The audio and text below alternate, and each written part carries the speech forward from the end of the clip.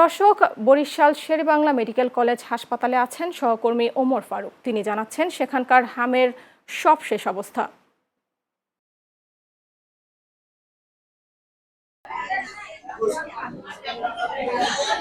ধন্যবাদ সুমি। আমি এখন আছি বরিশাল শেরেবাংলা মেডিকেল কলেজ হাসপাতালে। বর্তমানে বরিশালে হামের রোগীর মধ্যে শিশুদেরই প্রাদুর্ভাব বেশি দেখা যাচ্ছে। সেক্ষেত্রে এই হাসপাতালে শিশু ওয়ার্ডে প্রতিদিনই নতুন করে রোগী ভর্তি হচ্ছে।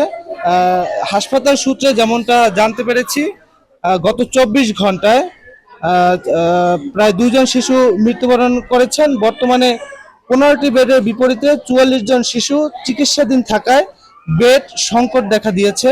রোগীর সংখ্যা বাড়ায় এক একটি বেডে একাধিক শিশুকে রেখে চিকিৎসা দিতে হচ্ছে। এমনকি বেড না পেয়ে অনেক রোগী ফ্লোরে বিছানা পেতে চিকিৎসা নিচ্ছেন। চিকিৎসকদের সঙ্গে কথা বলে যেমনটা জানা গেছে, কিছু শিশুর অবস্থা এখনো গুরুতর, তবে সীমিত সুযোগ সুবিধার মধ্যেও তারা সর্বোচ্চ চেষ্টা করছেন।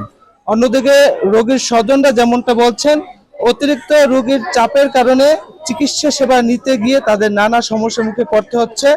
সব মিলিয়ে পরিস্থিতি পুরোপুরি স্বাভাবিক না এলেও ধীরে ধীরে উন্নতির দিকে যাচ্ছে, এমনটাই দাবি সংশ্লিষ্ট কর্তৃপক্ষের। সুমি, এই ছিল আমার কাছে বরিশাল শেরেবাংলা মেডিকেল কলেজ হাসপাতাল থেকে হামের সর্বশেষ।